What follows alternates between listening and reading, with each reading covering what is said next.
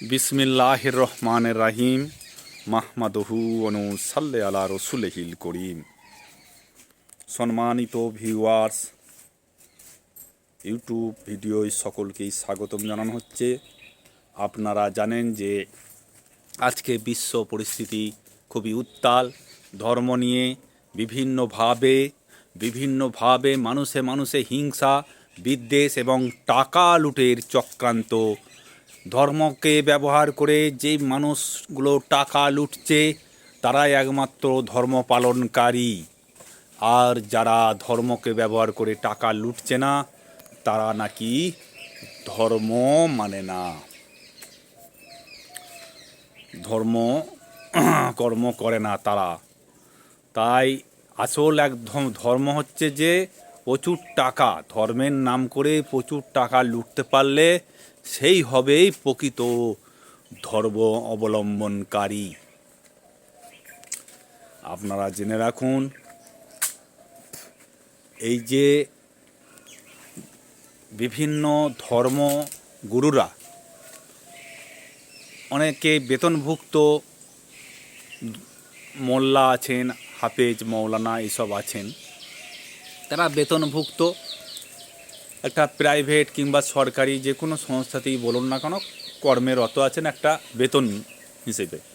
যেমন কত বোর্ডের মাদ্রাসার মৌলানা থাকে, হ্যাঁ, তো যেমন হাই মাদ্রাসাগুলো, এই হাই মাদ্রাসায় তাদের একটা মাদ্রাসা বোর্ড গঠন করা হয়েছে, তাতে মৌলানা লাগে আরবি শিক্ষা করানোর জন্যে।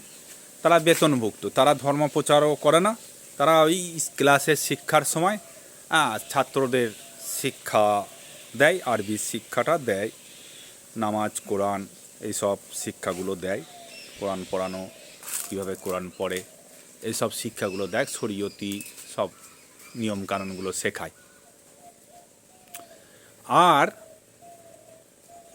এমনি মসজিদে মাদ্রাসায় শিক্ষার জন্য এমনি মাদ্রাসাগুলো যেমন পাবলিক মাদ্রাসা চাঁদা তুলে, পাবলিকের কাছে চাঁদা তুলে যে মাদ্রাসাগুলো করা হয়, হ্যাঁ, সরকার বাদে আর কি, রাষ্ট্রায়ত্ত বাদে এমনি পাবলিক মাদ্রাসাগুলো তৈরি হয়। এইগুলো শিক্ষা দেওয়ার জন্যে পাবলিক থেকেই টাকা তুলে চাঁদা কালেকশন করে একটা বেতন হিসেবে মৌলানা রাখা হয়।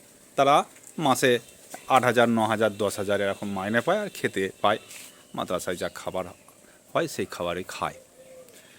এরা মাদ্রাসায় শিক্ষা দেয় আর অন্য কোনো কিছু করে না, এরা এর মধ্যেই সীমাবদ্ধ। আর যিনারা বেতনভুক্ত নন, এমনি শিখে বিভিন্ন দেশে প্রচার করে বেড়াচ্ছে, তো সেই সব মানুষরা বিভিন্ন জায়গায় গিয়ে ধর্ম প্রচার করে কী করছে, প্রচুর টাকা লুটে নিচ্ছে, দিয়ে প্রচুর সম্পত্তি করছে।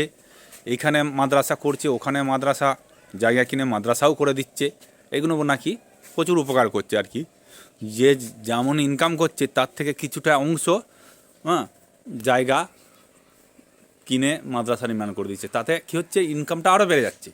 যে আমি এই যে মাদ্রাসা করেছি, আমি জায়গা দিয়েছি, মাদ্রাসা নির্মাণ করে দিয়েছি, তো আপনারা জানেন যে এখানে এত ছেলে আছে, এত ছেলে, তাদের এই মাদ্রাসাটার জন্যে আমি এত টাকা বহন করতে হয়, তো আপনারা যদি দেন, এই মাদ্রাসায় আপনাদের নেকি হবে। এতগুলো এতিম ছেলে, গরিব মানুষের ছেলেরা লেখাপড়া শিখছে, আরবি শিখছে, কোরআন শিখছে, তখন তাকে দেওয়ার মাত্রাটা আরও বৃদ্ধি করে। যেখানে দিত 50,000 সেখানে 1.5 লাখ দেবে তো মাদ্রাসাটার জন্যে। তাহলে এইভাবে তাদের ইনকামটা বেড়ে যাচ্ছে মাদ্রাসা করে, তো মাদ্রাসা করে ইনকামটা বেড়ে যাচ্ছে। আর এই বেড়ে গিয়ে তারা কেন মাদ্রাসা নির্মাণ করবে না? কিন্তু বিনা বেতনে শিক্ষায় মানুষকে যে বলছে যে হ্যাঁ তোমরা এসো নামাজ পড়ো, তোমরা এই করো ওই করো, করছে কি বিনা লাভে, বিনা পুঁজিতে, নিজের একটা কষ্টার্জিত পয়সা টাকা ইনকাম করে খরচা করে খেয়ে যে ধর্মপ্রচার করছে। আমি ধর্মপ্রচার কাকে বলবো? আমাকে বিদেশ যেতে হবে না ধর্মপ্রচারের জন্য। আমি এমন একটা মানুষ দেখতে চাই যে দিনমজুর খেটে 400 টাকা 500 টাকা ইনকাম করে, দিনমজুর খেটে 400 টাকা 500 টাকা ইনকাম করে, সেই দিনমজুর খাটা ব্যক্তি 5 ওয়াক্ত নামাজ পড়ে এবং সে দিনমজুর খেটে যা পারিশ্রমিক পায় সেইগুলোই আল্লাহর রহমতে চালিয়ে নিয়ে পাড়া প্রতিবেশী সকলকেই দাওয়াত দেয় ইসলামের জন্য, নামাজ পড়ার জন্য আহ্বান করে, লোককে ভালো শিক্ষা দেয়। হ্যাঁ, ঝগড়া অশান্তি হলে পাড়া প্রতিবেশীর মধ্যে মিটাবার চেষ্টা করতে আসে। এই ধরনের ব্যক্তি আমি দেখতে চাই ইসলামের মধ্যে। আপনারা কি কেউ আছেন এরকম ব্যক্তি? তাই তাকেই আমি বলবো প্রকৃত ইমানদার।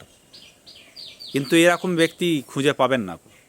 দিনমজুর খেটে খায়, 300 টাকা 400 টাকা 500 টাকা বেতনে মানে মজুরিতে কাজ করে সে 5 ওয়াক্ত নামাজ সে বজায় রাখে এবং পাড়া প্রতিবেশী সকলকেই ইসলামের দাওয়াত দেয়, নামাজ পড়বার জন্য আহ্বান করে এবং পাড়া প্রতিবেশীর মধ্যে কোনো ঝগড়া অশান্তি হলে সেখানে সকল পক্ষকেই বুঝিয়ে ছাড়ি ছুড়িয়ে দেয়, মীমাংসা করে, বিপদ আপদে ছুটে আসে।